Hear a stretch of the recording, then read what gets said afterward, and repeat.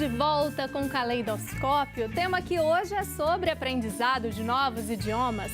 Você já está se preparando, procurando um curso de inglês, de espanhol ou então de uma outra língua? Nós estamos conversando sobre isso, mas daqui a pouquinho a gente volta a falar sobre isso, porque agora eu tenho um recado muito importante para você.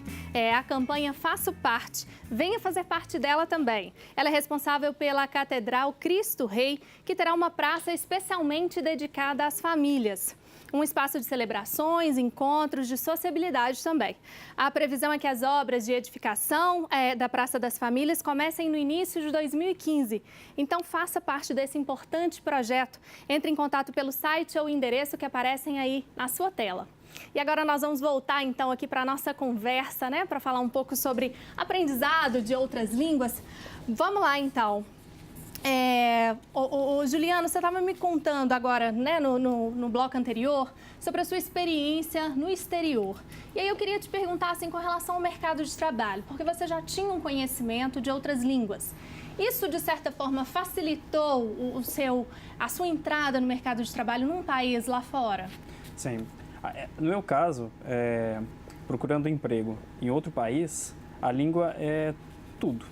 A língua é tudo.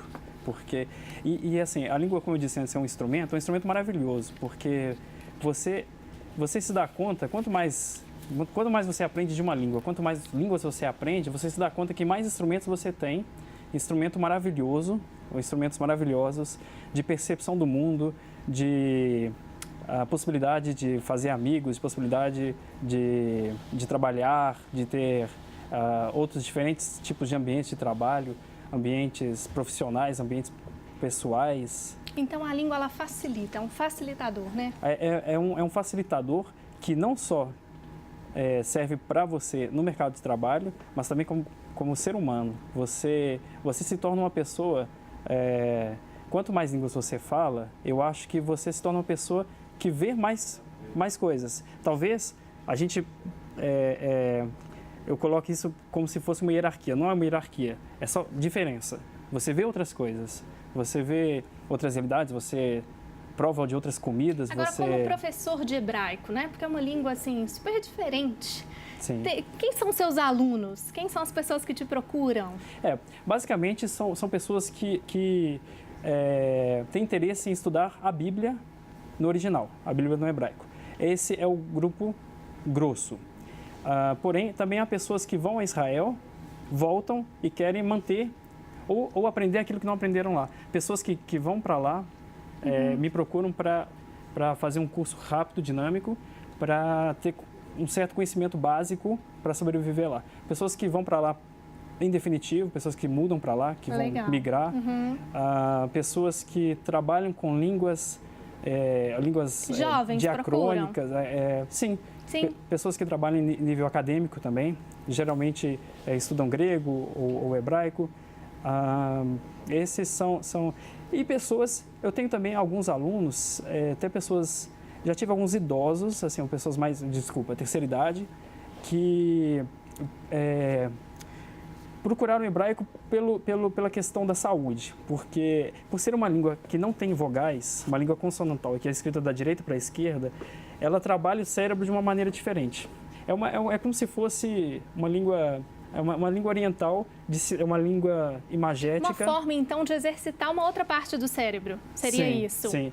Utilizando o idioma. Sim, a desculpa seria para postergar o Alzheimer, alguma coisa nesse sentido. É uma boa estratégia, né? Sim. Vamos falar, então, Raíssa, sobre metodologia, né? Raíssa, Pedro também. Como é que é a metodologia hoje para o aprendizado de outras línguas? Nós falamos, né, dessa oportunidade de algumas pessoas podem ir para o exterior, outras não, outras fazem o curso e realmente conseguem se dedicar no curso. Como é que é a metodologia utilizada nos cursos e se essas metodologias servem para todos os alunos? Bom, a gente tem um leque de metodologias aí, mas a mais utilizada hoje em dia é a comunicativa. Inclusive, a DBEST trabalha com a metodologia comunicativa. A ideia é que você trabalhe todas as habilidades, né? Leitura, escrita, a compreensão e a fala, mas ela tem um foco maior na fala, que é a parte que as pessoas têm mais dificuldade, assim. Então, aí vem aquela questão da prática que ele estava falando, que é tão importante. E O legal da metodologia comunicativa é que o próprio material já te dá vários exercícios diferentes para você trabalhar com grupos diferentes de pessoas, porque hoje já se sabe que cada pessoa aprende de uma certa forma, né? Tem pessoas que são mais visuais, outras são mais auditivas. Então, a metodologia comunicativa te dá essa oportunidade de trabalhar em alguns momentos com vários grupos de pessoas diferentes. No início do programa, inclusive, o Marcos fez um comentário aqui, né, a respeito, eu consigo escutar mais. Tem essas pessoas que têm mais dificuldade para falar, para ouvir, né? Como identificar isso, assim? Tem muitos alunos que desistem, assim, porque, eu não consigo entender, eu não consigo escrever. Sim. Algumas pessoas ficam desestimuladas por causa disso, mas aí depende também da personalidade de cada um, né? Tem uns que se sentem desafiadas e aí que insiste mesmo, que eu acho legal. Mas, assim, a maioria das pessoas tem mais facilidade com a leitura escrita, né? A parte instrumental. Aí vem a compreensão que, nossa, eles falam muito rápido. Mas eu acho assim, qualquer língua que você for aprender, você vai ter a impressão de que está falando muito rápido. E acaba tendo uma competição dentro da sala de aula também, né? Tem um pouquinho, E quando mais... Porque tem alguns alunos que se destacam por ter mais facilidade, outros têm mais dificuldade, aí ficam um pouco mais acanhados. Mas eu procuro deixar isso o mínimo possível, porque para não travar, né, o aprendizado de ninguém. E em grupo a gente tem que ter essa... E de que forma que você faz isso, assim, identificar essas questões dentro de sala de aula para tentar minimizar essa competição? Sim, aí depende do grupo de pessoas, né? Os adolescentes geralmente são um pouquinho mais competitivos ou gostam de se mostrar um pouquinho mais ou se esconder um pouquinho mais. O meu estilo de aula é bem descontraído, então eu brinco o tempo todo com eles. Então, se eu vejo que um foi um pouquinho mais ríspido, eu já... Não, mas que, né, dá aquele jeitinho, vou brincando, aí todo mundo se sente à vontade. E aí acaba que a turma vai ficando homogênea com o tempo. E com relação ao espanhol, os alunos, por exemplo, buscam o espanhol por acharem, né, que é uma língua próxima do português, então vai ser mais fácil. Tem muito essa conversa em sala de aula? Bueno, tem muito, mas realmente os motivos pelos quais os estudantes fazem aulas ou escolhem uma língua, já foi falado, são muito diversos. No sé, por ejemplo, tem muchos estudiantes que están procurando estudar porque quieren ir para un intercambio educativo, tem pessoas que vão fazer uma pós, tem pessoas que vão viajar. Ciências Sem Fronteiras, né? É um caminho para os Sim. estudantes.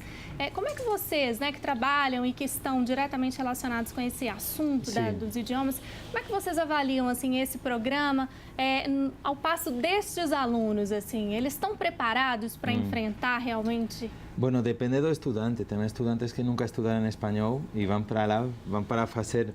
Porque, bueno, na questão das certificações tem diferentes certificados. Por exemplo, no inglês tem famosos os certificados de Cambridge e TOEFL. E no caso do espanhol, realmente só existe que é o DELE, o Diploma Oficial de Espanhol. E às vezes tem estudantes que se apresentam ao DELE e não sabem absolutamente nada. Mas eles têm que fazer um exame de proficiência, né? Eles têm que fazer, exatamente. E então, a prova é muito parecida com as provas de Cambridge, porque até é uma associação internacional que chama-se ALTE. Então, as provas de inglês de Cambridge são muito parecidas com as provas do DELE. A evolução foi conjunta, porque formam parte de um único organismo. E temos umas provas de compreensão, umas provas de expressão.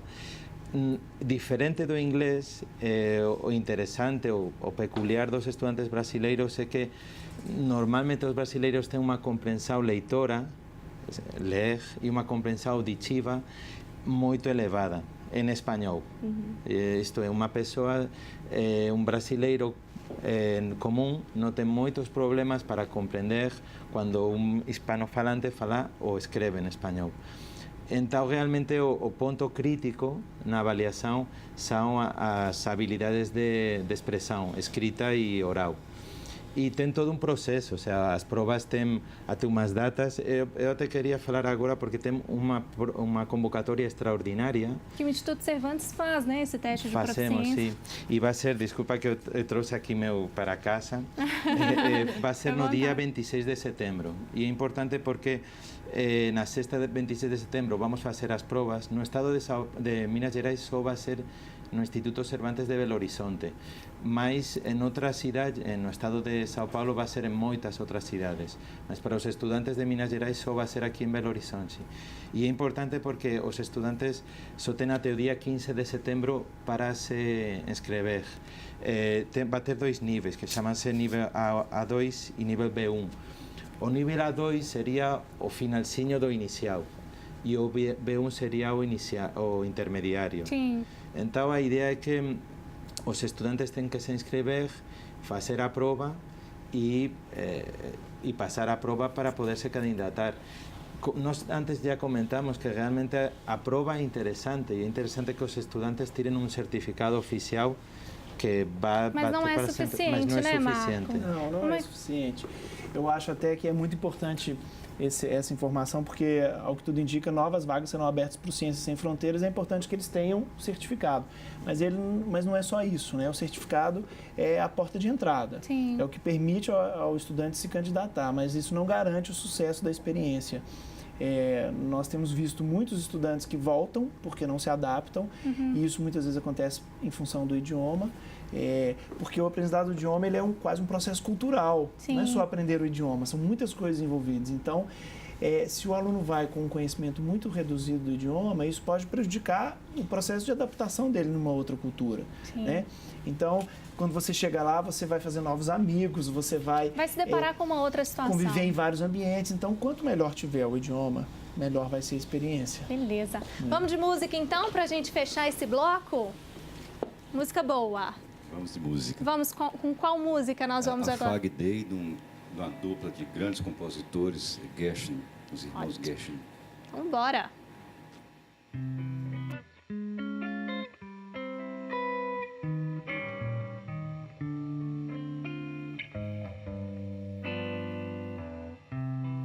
A foggy day in London town had me low and had me down. I viewed the morning with alarm. The British Museum had lost its charm. How long I wondered, could this thing last? But age of miracles hadn't passed, for suddenly I saw you there. Into foggy London town, the sun will shine in everywhere.